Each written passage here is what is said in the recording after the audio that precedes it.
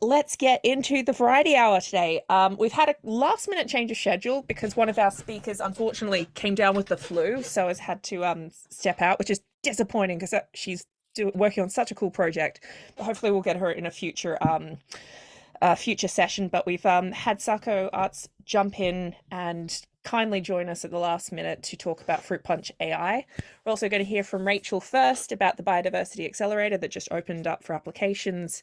And then, so we'll do Rachel, Sako, Ellie will have her quiz, and then we'll hear from Tom. Tom, who's running one of our really popular groups about building an autonomous camera trap for insects, and then we'll go on to Carly and hear an update about Arbimon for Ecoacoustics. So we hope you will enjoy today's session, and let's get into it. So I'm gonna. Whoops, sorry. It was almost seamless, almost. Rachel, do you want to start us off? Yeah, sounds good. Thanks, Stephanie. And it's nice to see everybody here. It's my first time at this variety hour, so please be kind to me. Also dialing in from Singapore, so it's very late at night. So if I'm tweaking, I blame the late evening. But yeah, really excited to be here. Let me just share my screen really quickly. Hopefully you all can see this. Thumbs up, yeah. Yeah, so I think as Stephanie mentioned, I'm here representing the Biodiversity Accelerator Plus. This is a project of Silverstrand Capital, which is a single family office that's based in Singapore. So I thought it would be nice to, just talk a little bit about who Silverstrand Capital is, because I think that's always of interest. So Silverstrand, we're not, accelerator as a service. We're not, professional accelerator or service providers. We're first and foremost impact investors with a mandate around biodiversity. That was kind of a shift that we made in late 2021 from our original focus in regenerative agriculture. So ag is still a big part of our mandate, but we now look broader into other, natural capital markets, conservation, ecotourism, etc. I think, honestly, the sectors keep expanding and it's exciting and confusing, but we're, figuring it out together. So Silverstrand Capital, we're quite a small team. Most of the team has more of a finance background, nonprofit background. I kind of stumbled into this by accident, by academic training. I'm more of a biologist. I did some environmental policy in school as well. So very much into like survey work and being in the field and getting excited by spider genitalia and these kind of weird things. But now I'm somehow in finance and working with founders and really enjoying that kind of work. So, we still do our proper job is still on the impact investing side. And I think it very much informs the design of our accelerator program. But I guess, the push to launch this program came from our feeling that there needed to be more done in the space to support technical founders to bridge the science with the markets and to achieve impact at scale. Also, I'm not sure if everybody can hear me okay. My mic sometimes tweaks, so let me know if you're not hearing me. Okay, sounds good. You're good. Okay, so this is who we are. Yeah, so we launched this program just last year, was our first cohort, and I wanted to put the logos out here to give shout outs because I know that some of these guys are members of this community, and when they saw that we were presenting, they were like really excited. So shout out to them, they were really great. So I think we learned a lot from that cohort last year. We had stuff in drones and in data analytics and in camera traps and in corals. So we're pretty excited about that. And if you want to see a little booklet that we made, you can scan this QR code. But yeah, here's a little snapshot of us being together in person. It was very cute. We, met up in Singapore at the start of the program, and at the end of the program, we brought them to Jeju in South Korea to meet with a community of impact investors. And yeah, this is kind of just like show and tell at this point. Yeah, and I think, last year we learned a lot from the cohort and from the experience, but I think overall, people benefited from it, not just from us, but also from the peer learning. And that's something that we're really proud of and we want to continue again in this year's edition. So I think last year, the theme was quite broad because we were, I guess, just launching it and not really sure what would be out there. So last year, we had a mixture of like tech-enabled solutions as well as more community-based ones. This year, we're tying it closer to our regular day jobs of the impact investing side and trying to support kind of the types of businesses that are looking for venture capital and helping them to do that branding, the marketing, et cetera, as well as like, financial modeling, et cetera. And we're focusing on what we're terming the infrastructure of a natural capital market. Honestly, it's still quite a broad category. So we have like MRV in there, stuff like Arbimon is doing, project development tools. So, geospatial analytics, those that are matching it with financial modeling, et cetera. It's really broad. So if you want to take a look at some of the areas we're looking at, feel free to take a look at the website. Okay, I have my eye on the time. Well, about the program, it's a 3-month program. Like I said, we have a in-person component, which is 1 week long, and then the rest of it is online. The in-person component will be where you get to meet the coaches that you'll be working with throughout the program, and kind of setting the stage for the strategic thinking for the rest of it. So the way that we work is that we've kind of engaged with professionals across these different kind of topics, right? So like the professional branding agency or the finance and like modeling agencies, et cetera. So we have coaches, and then we also have like entrepreneurs in residence who we will pair with each company. Yeah, but we launched our applications just last week. Applications are still open. So if you think this is interesting or somebody in your network does, please feel free to take a look at the website.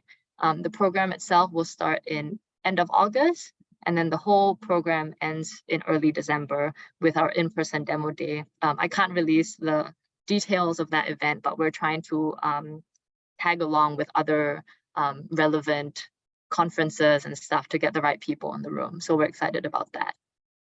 And why join besides all the things that I've said already?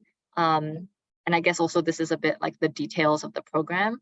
Unlike other accelerators, this is a equity-free opportunity. So yeah, I think to be honest, like a lot of programs can be kind of predatory. Like they get you in early, they just provide you with coaching that they get for free from some random person. But we're really using our philanthropic capital here to pay for professional services, get you credits for software and good coaching, et cetera. And we're not taking any equity for it. So the in-person component is also all paid for, the flights, the accommodation, the events. And then, that of course gets you access. I didn't write it here, but it gets you access to a really great ecosystem, the network that we have here. We also have like resources, like investor databases, media databases, legal templates, etc. And then we also do a lot to try to amplify the voice of our founders. Yeah, there are some of the ecosystem partners that we're really happy to have on board. So, as part of the program as well, we'll have like weekly fireside chats to get the founders in front of investors and understand how they're thinking, but also just, make that personal connection. And the cohort that we're aiming for is only 8 companies. So it's always a very intimate setting. And yeah. Thank you. I think I got to 10 minutes. So if you have any questions, please feel free to email me or scan this QR code to get to our website. Well, I've dropped a link to the website in the chat as well, so people can find it. Before we move on, what was the biggest thing you learned from the first round of the accelerator last year? Oh, that's a good question. I don't know. I think it depends on honestly, what perspective you're taking, right? I think I learned a lot about how people learn. I think there are a lot of things that I took for granted. Like last year, we were using Google Drive to share a lot of the resources, and it just confused people so much. Like Google Drive, Google Calendar, I don't like, this is such a simplistic, my biggest learning. But but that's been a journey, I guess, because we're not, like educators by training. That's definitely something that we're improving on this year, and processes and just like making sure that it's smooth. I feel like we had a lot of resources, but it was just like directing people to the right places. We're getting better at that. But I think also like the entrepreneur in residence kind of concept is new this year, because last year it was just kind of our own team that was walking through the whole program the entire time. And I think being able to give that really in-depth strategic consulting with all 8 over the 3 months was a bit challenging for just us. So we're really trying to bring in and crowdsource more expertise. What do you think I will move on, but like, what do you think? It's just because I invited you along because we had the most interesting conversation about the role of different funding mechanisms and private sector and impact investment, and the role it could play in conservation technology and advancing the tools that we have available. What do you think is changing at the moment, and the role for organizations like yours in our sector? Yeah, I mean, I think that it's really exciting, all the policy movements. I mean, obviously this is kind of like a controversial topic, but we're watching like the movements around biodiversity credits really closely. Like I think you guys probably know stuff at Terrazos in Colombia, like that's early, but I think like in the UK as well, they have like biodiversity metrics, and I think like there's more acceptance at a policy level of technology. I mean, I think it's still quite slow and we're still early in it. But I think that's providing kind of a new framework for this revolution, right? It's not like the industrial revolution. The green revolution is more policy driven, and it's finally, coming around for biodiversity and not just carbon. But we've all seen how it's exploded for carbon in the last like 5 years, right? So, yeah, I think that's some of the things that we're hoping to talk about in the program. Interesting. And what would be your dream ideal organization to apply to the accelerator? Oh, that's a hard one. I mean, I think we look a lot at the MRV space. I think that's a bit unsurprising. What's MRV for everyone? Oh, yes, measurement, reporting, and verification. So on the data side, I think it's so boring at this point, like everybody's doing it, but it is like the biggest opportunity. But I think with biodiversity, it's so hard. Like we do have so much data, but it's such a big challenge to find something that's like current and like updated. And yeah, it's just carbon's already very difficult, and biodiversity is a whole other ballgame. But I think, oh, the lights went off, but like eDNA, bioacoustics, that's all like really excited. So I'm excited to see Arbimon here today too. Awesome. Okay. Thank you so much, Rachel. If anyone's got questions for Rachel about the accelerator or just about their work in general, pop them into the chat. We're going to pass over to Sato now. Rachel, do you want to stop sharing? And we are popping over to learn, well, it's still on the data side, but on the crowdsourcing side as well, but hearing about what FruitPunch AI is doing on in helping crowdsource AI solutions for impact. So handing it over to you. Awesome. Yeah, that's already a good summary, but indeed. Hello, everybody. Thanks for coming over. I had to make a bit of a hurry today to hack together these slides. So if they look hacky, well, they are. But I hope I can convey the message still. So what we are at FruitPunch is the global AI for good community that aims to teach and apply AI for good. So the problem that we noticed, like, there's this huge gap in what industry needs and what AI engineers learn in universities, right? I did a formal data science education myself. And once I actually started working for an organization and setting up the data science department, I noticed really quickly that I learned a lot about the modeling and the mathematics and everything around that, but the things that actually matter, like understanding the client, getting legacy data into a decent data source, when you have a model, deploying it, making sure that it keeps up. All these skills are things that are missing in a lot of the early students and engineers. So this is a problem that we noticed, where on the other side, of course, there's a huge demand for these people. So how can we fill this demand? How can we give this powerful technology in hands of as many people as possible, while educating them in a correct manner, but also in a way that they have a sustainable mindset, such that they also take responsibility for the things that they build? Well, that is the gap that we try to solve. And well, the solution might be kind of obvious, but we put them in real world projects. So I'll tell you about some of those in a sec. First, a bit on like how we do this. So we have these real world projects, what we call AI for Good challenges. And once we find such a challenge, we just look for organizations all around the world that have a data set and a problem that we might be able to solve with AI that works towards something good. And we define good by connecting the challenges to the Sustainable Development Goals of the United Nations.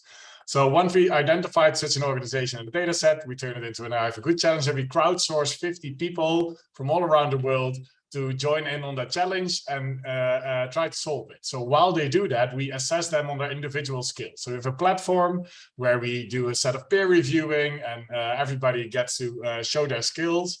And then we accreditate those and put them in their skill tree. So there's this personal profile and a tree that contains all the soft and hard skills in the field of AI and software development. And this we then use to match to partners. So in the end, in business model wise, we're a VC invested startup, and we are a recruitment agency in some sense. But then we do the whole education, and we assess people on real world projects. So instead of like trying to look at the LinkedIn and their diplomas, we actually put them in projects with other people and find out what their actual skills are.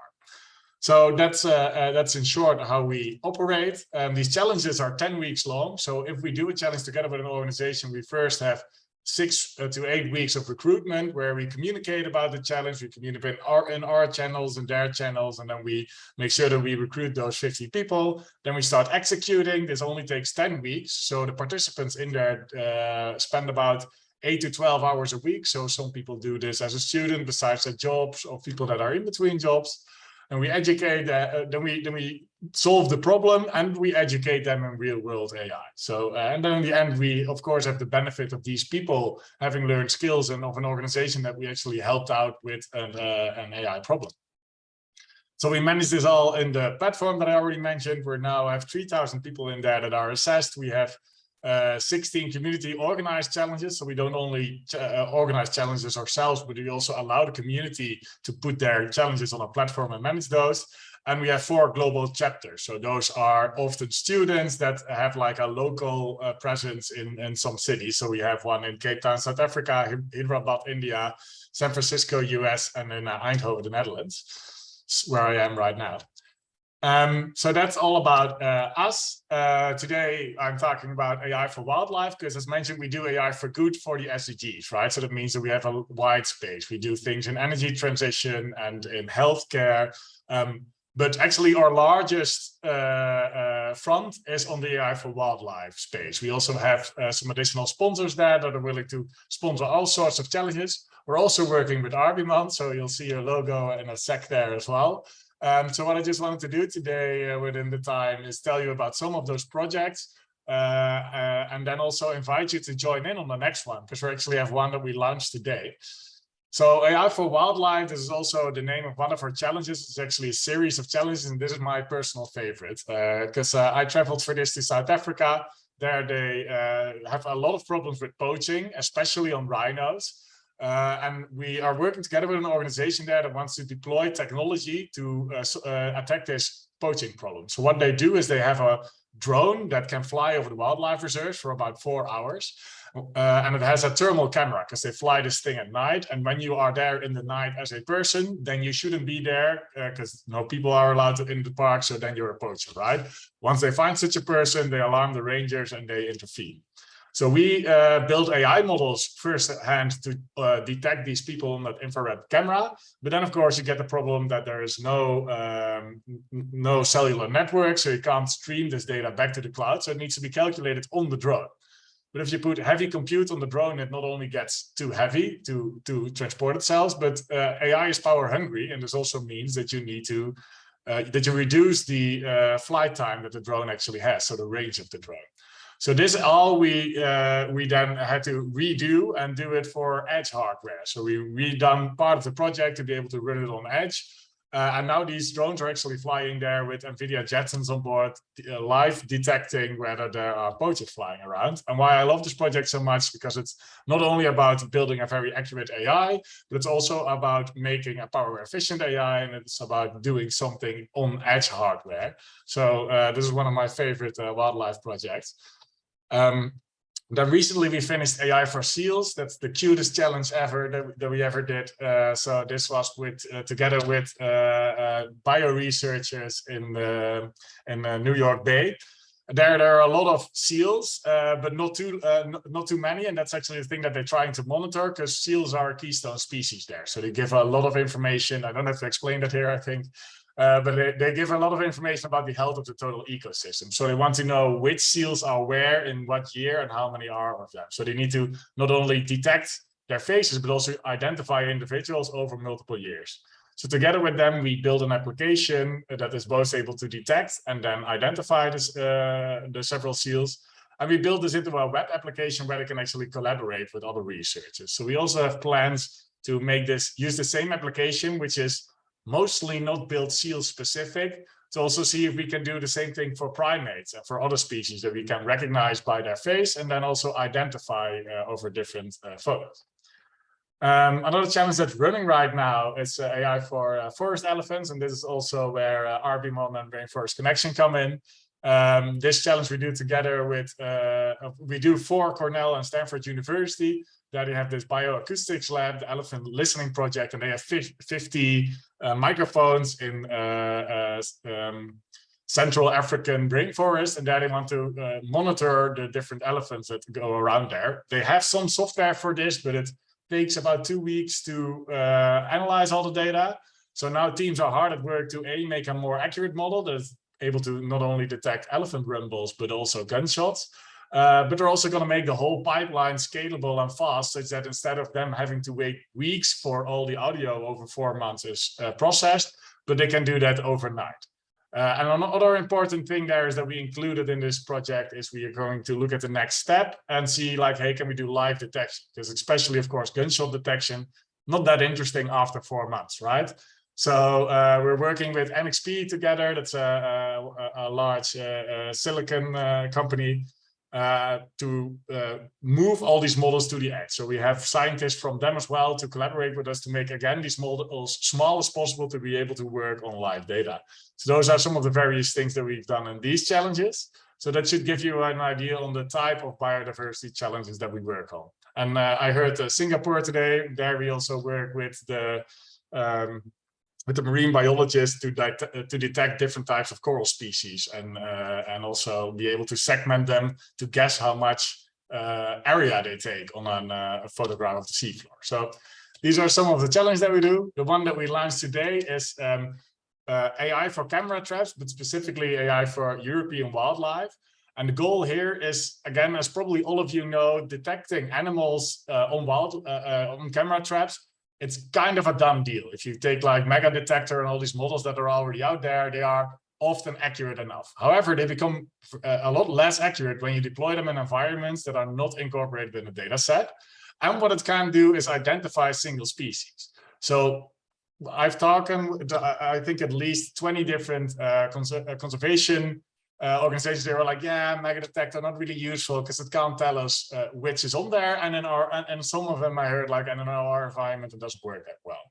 So this first challenge is together with Swedish University of Agriculture, where we want to detect the Swedish wildlife.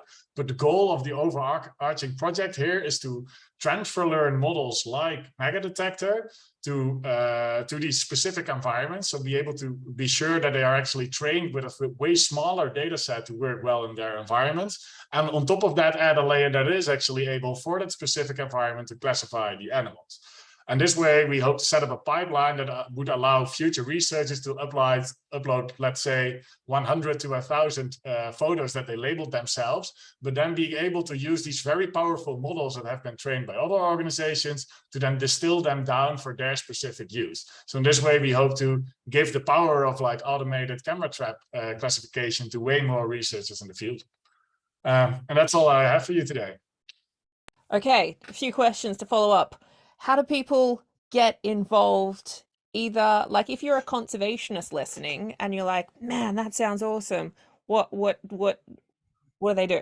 What's the process? Can they get involved, or is it restricted to the WWFs of the world? No. So it's people that are in the challenge, like it's individuals most of the time. We also have some like organizations that come in with a team, but often these are just students, professionals, experts that want to do something for the world.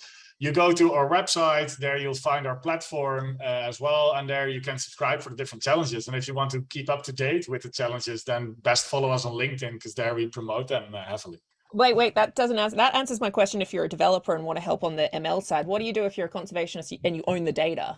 Are you looking for new partners? Oh yes, we're always looking for new challenges. So that's a shout out that I forgot here. Would have been smart. No, we're always looking for new projects. And well, if you might have one, two important things, right? An SDT cost, well, that's no problem here. And we need to have the data. Like we can provide labeling, by the way. So we do have some labeling partners that can help us out with labeling. So if you have an unlabeled data set, then we might still be able to help you out. Okay. And it strikes me that a couple of the projects you talked about have and Tom's mentioned this in the chat, that there's naturalists are building a pan-European species classifier with 30 million images, and the seal one reminds me of someone help me, Wild Book and Wild Me, and there's a lot of projects that are also in this space. What's your process for collaborating and ensuring that the stuff you're building here and like the crowdsourcing and the AI work you're doing is being incorporated and partnering with other projects and reaching out into our community? Yeah, no, definitely. So partnering up with other organizations, that's one of the core things that we do. And the reason for that is, of course, to be able to crowdsource 50 people on that, we need a large community. So as many organizations that are interested in a specific technology or that have technology that can help us out, they're always welcome. We do some research, of course, beforehand, before we launch such a challenge, if it's even necessary that we build this, right? Isn't there a tool outside of the tools that we're planning to build that can already do the exact same thing? Often it's just, it doesn't adhere to the requirements from the research organization that we collaborate with. But still, then it could be very interesting of those types of organizations to then join in. And that's also why we join in as many of them as possible. And this way we can also broaden our communication channels. Awesome. Thank you so much. I know you have a call to run to, so yeah, I do, if you do have to sprint, thank you so much for jumping in at the last minute and sharing the work. It's fascinating, and we'll share it on Wild Labs and let you know what our community thinks and if there are any questions. Okay, awesome. I'm going to throw over to Ellie now for our mid. See you later, Sato. Ellie now. This is the first time I've gotten to do it at like the time. We are on time today. In the middle. We made it, Steph. We did it. Okay, let me don't sound too impressed. We're normally on time. But the game has gotten bumped a few times in favor of very wonderful presentations that, you know, people wanted to have good conversations, but look, I'm very excited. Okay. Oh, everyone, don't look for a sec. Don't look. Don't look. All right. So first, of course, we are going to have our Wild Labs ad break with Jake, the voice of Wild Labs. Jake, are you here and ready to do our ad break? I am here. I'm here. All right. Take it away, Jake. That's right. It's time for another Wild Labs ad break brought to you by, you guessed it, Wild Labs. Are you feeling inspired by the autonomous camera traps for insects community in Wild Labs? With incredible projects and expertise to share, this group has set an excellent standard for connecting with the community members on a global conservation technology platform. But did you know that you can also be a group manager and build your own corner of our community? It's true. If there's a topic that you'd like to unite the community members around, like a type of technology, a project, or even a conservation challenge, and you have a vision for bringing people together for discussions, events, resources, and more, then reach out to us at community@wildlabs.net to let us know why you'd make a great Wild Labs group manager. And if you're new to the Wild Labs platform, be sure to explore our full range of existing groups to discover your own corner of our community.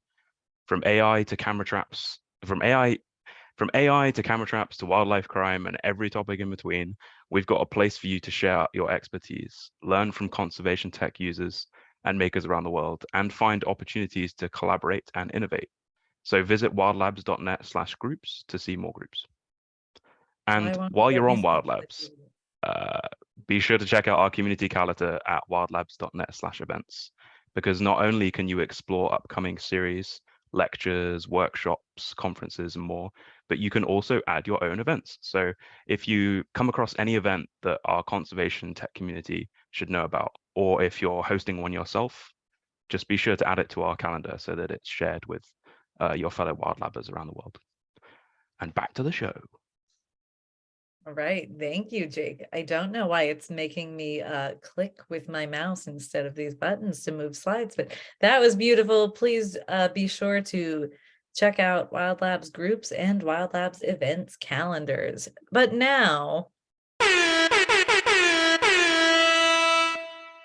it's time for Wild Labs game time. This month, we will be doing another round of Tech for Wildlife picks, which means we've pixelated a picture from our Tech for Wildlife photo challenge for you to guess. Unlike last month, we will not be guessing animals. We will be guessing a type of technology. It's a little bit harder.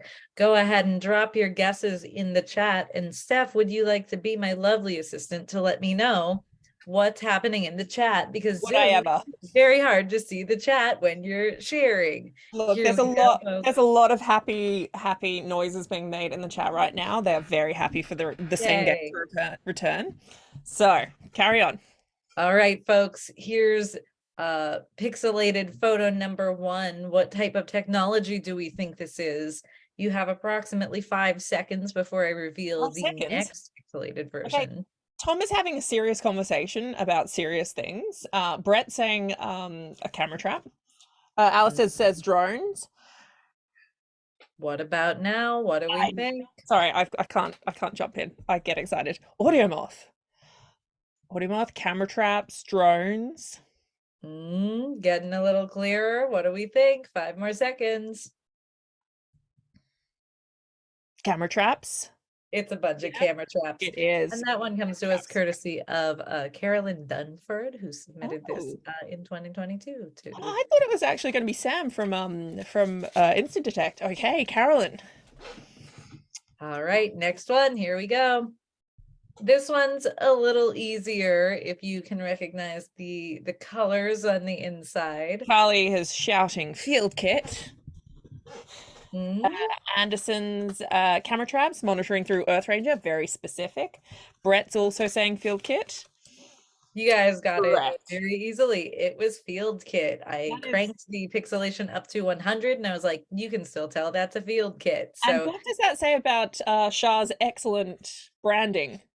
Excellent branding, excellent color design, instantly recognizable. Which really he did cover in a Tech Tutors. If someone from our team wants to find the Tech Tutors, it is well worth a watch about turning a project into a product. Anyway, sorry, no product placement.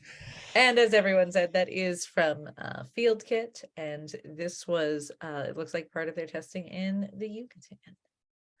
All right, what do we think? Okay, drone. The Brett, David, Thomas, there's Universal. Oh, thanks, Talia. Good job. Javier's drone, Carly's drone, Katie's drone. I don't know if it is a drone, guys. Guys, the next level of pixelation radio tracking has added some more colors here that, might not be a drone. Modus from Katie, radio telemetry from Thomas. Alistair says radio tower. From New Zealand, from Alistair. Very specific. That does not look like a New Zealand landscape. Anderson radio telemetry device. Javier Eddy Tower. Here we go. It is solar powered thermal cameras. Oh, that is from Connected Conservation Foundation. It looks like they are monitoring to protect animals like that elephant from poachers. All right. This one's gonna be very difficult, but if you can recognize it's like 1 pixel in it, Ellie. This is a hard one. Steph, some of them will be harder than others. You know, they can't all be for beginners. Carly says underwater. Thomas, solar thermals. Oh no, that's from the previous one. Look, guys, I feel like it's an Arctic landscape, maybe? Am I leading the witness? I've got no idea. Brett saying tracking color. Dad is I'm just terrible at this game. Everything looks like dirt under the sky to me. Okay. Snap a GPS on a turtle from Alistair, very specific again. Seal cam from Katie, polar bear from Carly, dirt under the sky from Dan. I will reveal it is a polar bear. Yeah. It is a polar bear. What do we think is on the polar bear? Liz is saying my kids would say Minecraft. Correct. What do you reckon's on the it's a burr on the fur. GPS collar. It's a burr on the fur, folks. It's a burr on the fur from Alyssa Bohart. That is a cool, if no one's read about this project, this is a cool project. It's really, really cool. It's very cool. We need to get some burr on the fur people. Oh my god, can we get Alyssa at the next? Let's try and get Alyssa at the next Friday hour. That is a cool project. All right, guys, this one is fun. What do we think this is? I'm not allowed to play. I hate not being able to play. You don't know what they are though. You haven't seen the previews, so your reactions are Tom says, puppy. Laura looks like a dog. Everyone's agreeing it is a dog with a GPS. I think it's actually an Alistair Davies special, personally. Is it Bill? No, Bill. No, that's not Bill. That's a Labrador for sure. It's not Bill. It's not Bill. Bill is, or okay, not a Labrador, a Spaniel of some description. Biosense animal Fitbit by or from like Rhett. Dog with GPS from Frank. All great guesses. It is a dog wearing a collar, but it's actually an acoustic collar. It is from Arabata Initiative though. So Steph, you did nail who this is from, but it's I nailed it. Oh, sorry, I was thinking of that exact device. And I'm mildly offended you did not pick the photo of Bill with that device on it. Anyway. I could not find it in the photo wall, or I would have. Okay, that's on Alistair then. You can share a photo of Bill at the end of Variety Hour so everyone can see Bill in the collar. Maybe. All right, I think we have a couple more. We're gonna move fast so we can get through this. All right. Carly's got an 11-minute talk to get through. What do we think this is, folks? What do we reckon? Camera from Carly. I agree. Camera. Bushnell. Very specific, Carly. I'll be impressed. It is, of course, a camouflage camera trap. I don't know what brand this is. Carly, can you confirm if we're looking at a Bushnell? And this is from Bear ID Project. So one of our most popular, most requested projects, and they always post very lovely photo stories during the Tech for Wildlife Photo Challenge. And I think this might be the last one. Camera trap set on the bark of a tree. Anderson, very specific, but I concur. Dirt under the sky. Bear in a top hat from Tom. Oh, that's a kakapo. That's definitely a kakapo. I say it wrong. Dirt under a tree. Drone. Cigar and a waffle. It is a kakapo with a drone, and that is, of course, from Andrew Digby, who works with the kakapows in New Zealand. Oh, there was another one. Okay, we're gonna go real fast, guys. I didn't remember how many there were in here. What do we think this is? Tracking audio moth from Carly. Is it green? It might be a micro. It's an audio. Carly. That is impressive. You're incredible at this. That gets an award. I didn't even remember what this was through the first two clicks. Oh, and that is from my screen share bubble is covering the name on this one. So hopefully Irene Mendoza. And that is an audio mod that has been deployed to study bird sounds. Wonderful. If you would like to see these projects and more, you can visit WILDLABS.NET/Tech4Wildlife feed to see our full photo wall of all the projects people have shared with us through the years during our photo challenge. And with that, back to the show. I used this same photo of a raccoon because I really like it, and I think you should all like it too. Thanks for playing, everyone. Thank you so much, Carly. Carly, sorry, Ellie. I'm so sorry. What a Freudian slip. Look. Carly's our champion of the game, so it's understandable. Speaking of Carly, let's throw to Carly next. Do you want to take it away? Oh, we're switching it up? We are switching it up because the flow was so beautiful if I threw to you just then. Come on, lean into it. Of course, absolutely. Okay, can you see my screen? We can. I think we should all acknowledge Carly, long-time enthusiastic participant, first-time speakers. We're very excited to have you here today. I know. I don't know how you managed to keep me away for this long. So hi, I'm Carly, frequent Wild Labs enthusiast and also the science outreach coordinator at Rainforest Connection. And I'm going to take you through some updates from our team, particularly with regard to our free no-code ecoacoustics platform called Arbimon. If it'll let me go, there we go.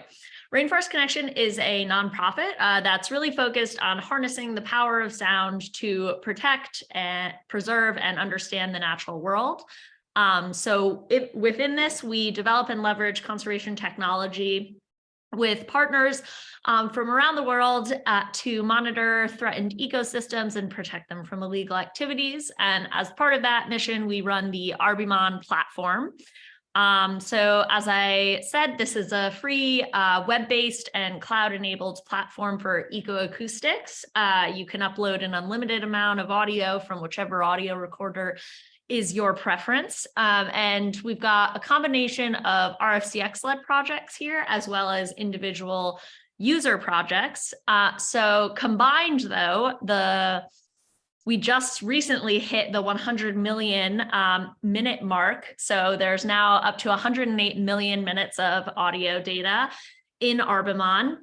And with that, there have been 3,300 species identified. We're monitoring about 404,000 hectares globally. And to give an example of the kind of spatial scale, we've got RFCX-led projects in 37 countries, but then Arbimon projects from 114 countries, which is like 60% of all the countries in the world. So that's really exciting. And these numbers keep going up every day, which is super fun. And my colleague, Marconi, should be I believe we'll be posting the link to Arbimon in the chat so that you can take a look yourself. So some of you probably maybe already know about us and Arbimon, but for those who don't, just briefly go over some of the different useful features we have. So this is what your project dashboard would look like, or project page would look like. There's lots of different upload tools. We've got an uploader app, as well as file management and organization tools. So from that, you also can visualize and annotate spectrograms with particular species. If you want to, there's a bunch of different parameters that you can use to view these. And all of those spectrograms get put into our suite of tools. So anything that's really facilitating the semi-automated species detection through pattern matching, which we actually did a Wild Labs Tech Tutors episode on, that will also be linked to in the chat. So if you want to learn more about that, check it out. But for this particular talk, I'm going to be focusing on two new features that we've recently released and we're really excited about. And those are the audio event detection and clustering pipeline, and our insights platform. So first, the audio event detection and clustering, or AEDC. So this is an unsupervised workflow. The clustering particularly has DB scan running under the hood for you software people. And I do just want to preface this with, this is still in beta. So we just released it recently and we're still actively working on it. But basically, as with any ecoacoustic pipeline, you start with data collection, and then you feed those data into the audio event detector. And so what the output of that would look like in Arbimon is something like this. There's, again, a number of different user-defined parameters that you can have for amplitude thresholds and frequency, bandwidth filters and things like that. So you might get something that's output like this. These are each of the events.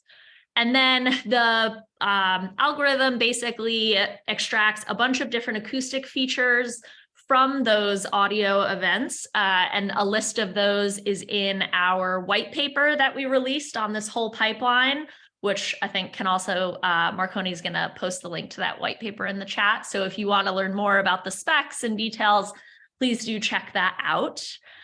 So there's this acoustic feature extraction step as well. And then based on those acoustic features, the algorithm tries to cluster different sounds together.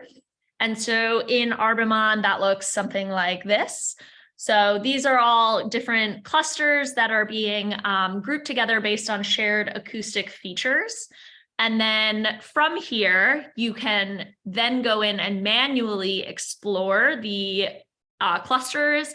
You can identify and assign species identifications to those clusters so that you have a better idea of species identifications. So in that validation page is going to look something like this. So you have clusters that you can assign as different species in the interface itself. And this all can get put into later analyses like CNNs, which I will touch on in a bit. So this is an unsupervised workflow. It's the algorithm and the platform that's generating these clusters, and then it involves still a manual validation set to assign the clusters to species and things like that. So with all of these analytical tools, we wanted to really be able to create a way that people of any background, all stakeholders, could really understand the results that can be gleaned from ecoacoustic data. So we wanted to create something that would make these results actionable and interpretable by everyone. So that led to the creation of the Arbimon Insights page.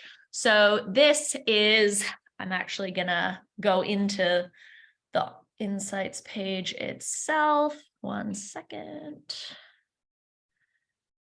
and show you what it actually looks like. If my Zoom would share. All right. Your screen shares. Beautiful. So here, this is one of our partner projects in the Atlantic Forest of Brazil. The dashboard page shows you some summary stats, what species are there based on taxonomic group or endangered status from the IUCN Red List. You have a species richness map, detection frequency, and then you can dive a little bit deeper into spatial and temporal comparisons in these things. So species richness, you can also compare. So if you just wanted amphibians versus all, you can compare date ranges, particular sites, to get a better idea of the spatial component here. Activity, it allows you to look at detection frequency for different locations over different amounts of time here. And then the spotlight page allows you to pick a particular particular species So this uniform crake here, and then it'll calculate all of that information for the species. If my video might be buffering a bit. There we go. So this one you can see is just at this one site here. So it's only found in one. Yeah, so that's just an idea of the insights page. And please do check it out. We have a bunch of showcase projects. Let me hop back into the...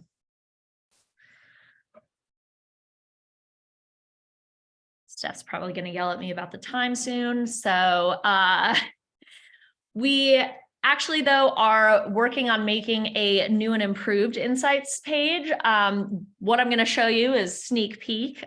So it's still all kind of prototypes. Things might change, but just to give you a teaser of what we're hoping to work on, better visualizations with the maps, being able to filter by species and taxon and site, having better kind of color scales, and then also generating some metrics and kind of overall project-wide summary stats. So look out for that in the future. And then the final thing I want to touch on is our CNN workflow. So CNN is convolutional neural net. It's a type of machine learning model that is now commonly used with any sort of image-based conservation tech stuff. So that includes spectrograms, which are the visual representations of sound that end up getting put in these models. We, at Rainforest Connection, with our partners, have developed 10 regional CNNs from around the world. And these collectively have 670 species. Both of these numbers are rising, though, every day. And across these regional CNNs, we've got an average global precision of 0.87. So they're doing pretty well. And we are actively, working to increase these numbers. So if you're interested or you work in any of these places, please do get in touch. But what we are... Yeah, so basically within this CNN workflow in Arbimon, it would be you basically give it, these models are already trained with data that we have from partners. And so we are hoping to potentially build out some sort of kind of plug and play interface for partners to, or other users to be able to use our CNNs, as well as potentially hosting external models such as BirdNet. So you would basically be able to run data through a CNN job and then verify species. So this looks similar to the cluster analysis validation, but rather than clusters, you've got species here. That again also is all in development, but if you are interested in doing any of this stuff with us, please do reach out. I'll be hopping in the Zoom chat. If you have further questions, you can check out our website and find us and me on Twitter. We would love to hear from you if you'd like to get involved. And I leave you with my favorite vocalizing species, the black and white ruffed lemur. So yeah, thanks. Just like to say, Carly is also available through Wild Labs. I cannot believe you missed that off your final slide. Great talk, Carly. Marconi's been dropping heaps of links into the chat, and Tom, our next speaker, has been the one asking all the questions. So, which I think most of them have been answered. The main one was actually, is it a desktop app or a web-based one? Because he would love to use this for an international project with a bad angle, but has terabytes of data. Yeah, so it's a web-based platform, but we do have a desktop uploader app. So you can just have that run in the background, like set it to upload. I uploaded 5 terabytes of data like into Arbimon, just like setting it to run overnight and throughout the day. So the desktop app for the upload can just run in the background, but then it all gets put up into the cloud. It's AWS basically being run under the hood for the Arbimon web-based Tom, I'm going to throw to you. Carly, you're getting a couple more questions from the chat, including, is the tool only rainforest focused? But I'll let you pick them up in the chat or over on Wild Labs once we post the recordings. Okay, Tom, I'm so excited about this talk. Tell us about developing automated camera traps for insects. Yeah, thanks. So as it's already been promoted in the ads in the intermission, there is a newish kind of group in Wild Labs which are looking at automated camera traps for insects. So I want to talk a little bit about why this group exists, how it came to be, and the kind of things that we're doing. Kind of give a bit of a flavor of that. So I was at a conference recently of AI people, and I felt I had to explain why wildlife's important. I probably don't have to do that for this audience, but I put this up anyway. This is the Living Planet Index, right? So populations of species monitored around the world have seen huge declines since the 1970s. And this Living Planet Index is put together by WWF and partners. But this index doesn't really have any insects in it. It's got maybe like a hint of butterfly in there, but they're just like not represented, which is absolutely mad when you think about what proportion of the world's biomass and species are insects. So this visualization I nicked from Nat Geo, were involved in creating it, but you can see that the described species in green, and then the line predicting where kind of the total size of undescribed species. I mean, the plants and the vertebrates, yeah, great, we know a lot about them, but insects, which are such a huge part of this planet, are just really poorly understood. And you know, as E.O. Wilson, the famous ecologist, said, these things, they run this world. Like they are integral to pretty much every ecosystem on the planet.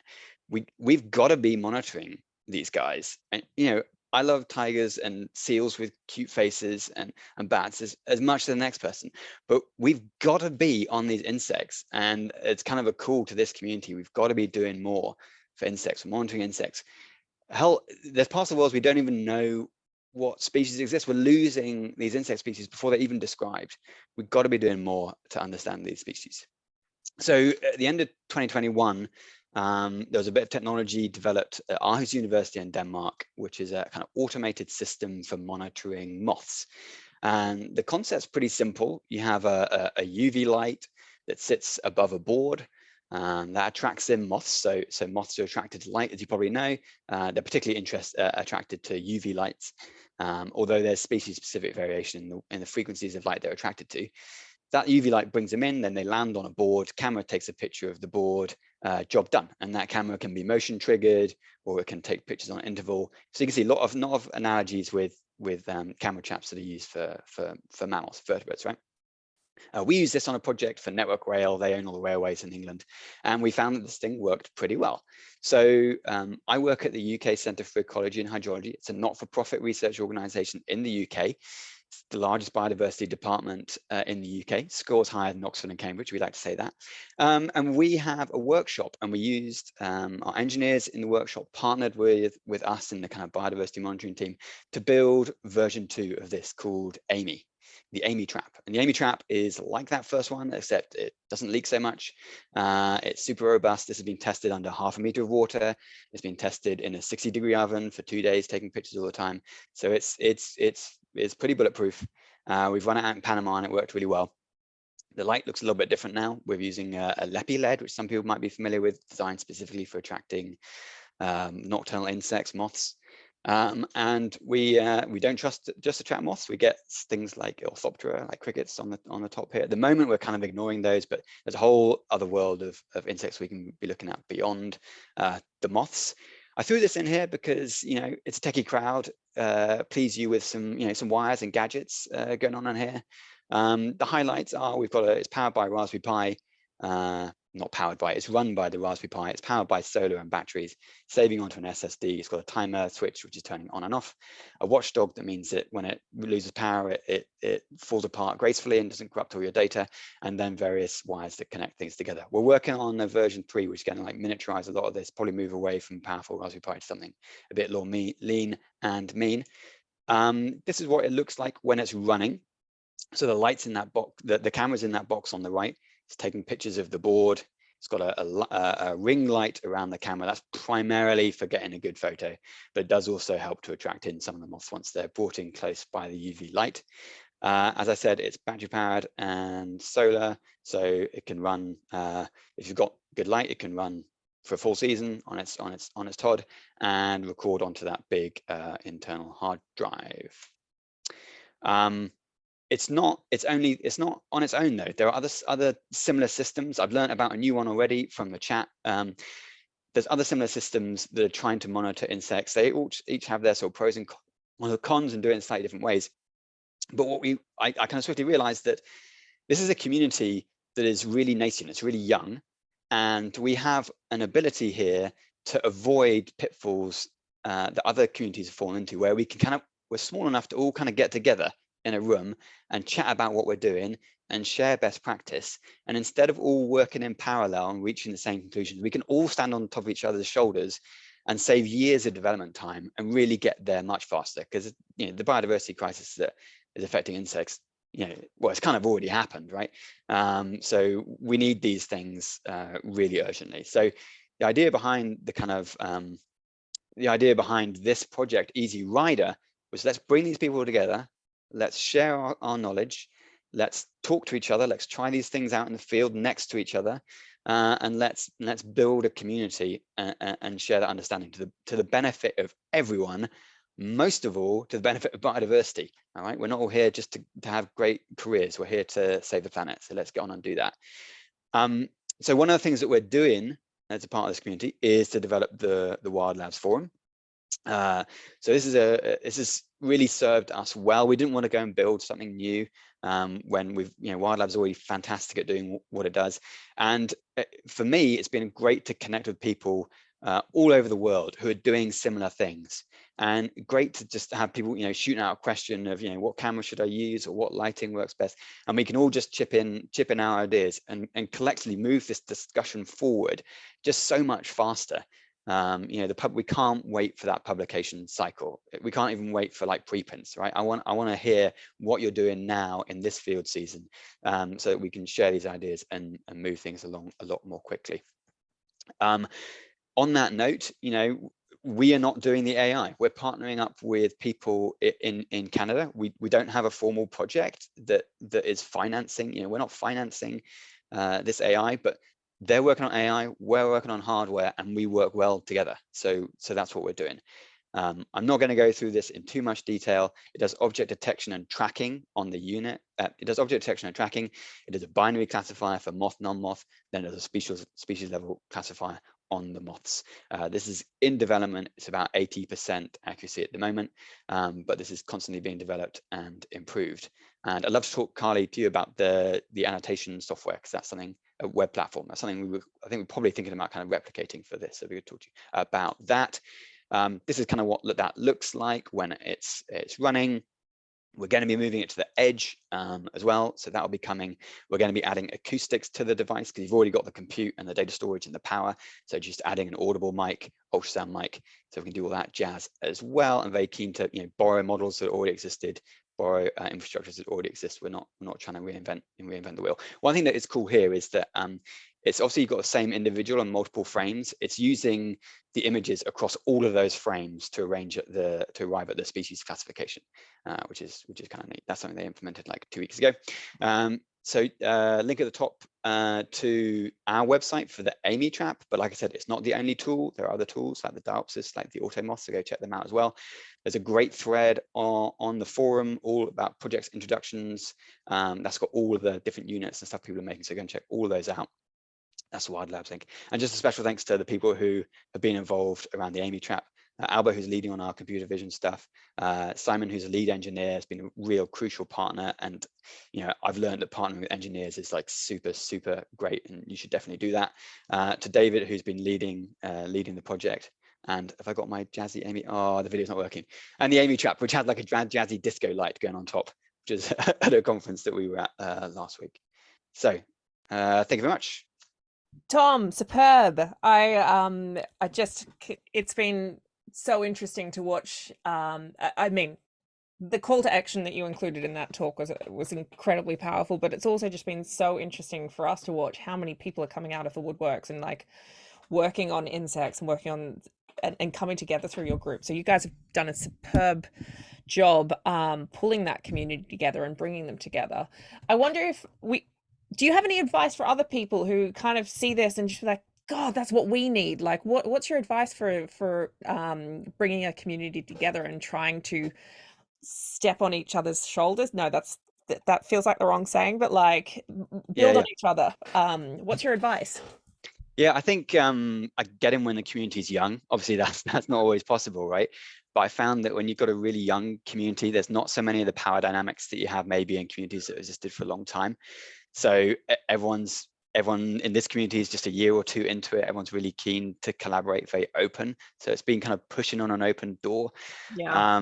I think going in, trying to leave all the baggage at the door and keep reminding yourself why you're in it, for the common good. And if someone doesn't want to be a part of it because they want to do something commercial, then that's fine. They can do that. Ultimately, they'll probably lose out by not being part of the community, and they'll come back in a year or two time, want to be part of it. So I think, yeah, that's really good. And setting up webinar series, setting up these kind of focal points where people will start to come together and start to hear more. That will kind of build the community. But ultimately, we were funded. We had funding, and I'm glad to say we've just got another 2 years funding to support this global network. Yeah, so that obviously really helps. And we try and channel as much as what we do into the webinars, get those advertised on Wild Labs, and when writing blogs and things about what we're doing, get those on Wild Labs. So trying to ensure you're always like operating with the windows open, right? So when you're having meetings, people who are still outside, they can hear what you're doing, they can look in and see what you're doing. So always operate so people can see what you're doing, and then that community will grow. I love that so much, operating with the windows open. I think that's my favorite community saying I've heard yet. And so the best way to get involved, there's quite a few people here like excited by this, is to pop into the group and say hello in the project thread. Is that the best way to get involved? Yeah, absolutely. I was super interested to see when people were introducing themselves. There were people who are doing insects, and especially when there's like stuff I've not heard about. Please pile into the project introductions thread and say what you're doing. There's quite a lot of people, I think, looking at that. So yeah, it's a great place to share what you're up to. And then we advertise all our activities that we're doing through that. There's a bunch of other projects that are starting up. Some of them are potentially big networking projects, which we'll be talking about in there, and there'll be opportunities for people to get involved with those. And just to note, if you want to catch up on, Tom and the team have been posting all of their past webinars, the recordings, into their group, and you just need to go to the events page and look at past events, and they're all shared there or in the links. So just have a poke around or ask if you can't find anything. But otherwise, thank you so much, Tom. Any last comments before we go? From me? Yeah, why not? Oh, well, massive thanks to you guys. Like, Wild Labs has been really impactful for our community. So thanks for everything you do. And man, I wish I joined these variety hours like years ago. This is awesome. You guys everyone on this call just does awesome stuff. Keep up with the work. Look, it's pretty easy finding some great projects. So we're delighted to be here and joined by everyone who's spoken today. And if you guys have suggestions or want to come and share your projects on one of these variety hours, drop me a message or an email with either suggestions or putting yourself forward. And the best way, I usually pick people, interesting projects, interesting conversations that I'm seeing on Twitter or on Wild Labs. So also the best way to get featured in one of these, to get an invite, is to get involved on Wild Labs as well. Right, now, I'm going to wrap up now, but we will hang out, as we always do, afterwards for the section that's not recorded. So if you're watching the recording, we'll see you later. But everyone else, if you're welcome to hang out with us and just chat conservation tech for a little while. Thank you very much to all of our speakers today, and we'll see you next month for the next variety hour. See you later.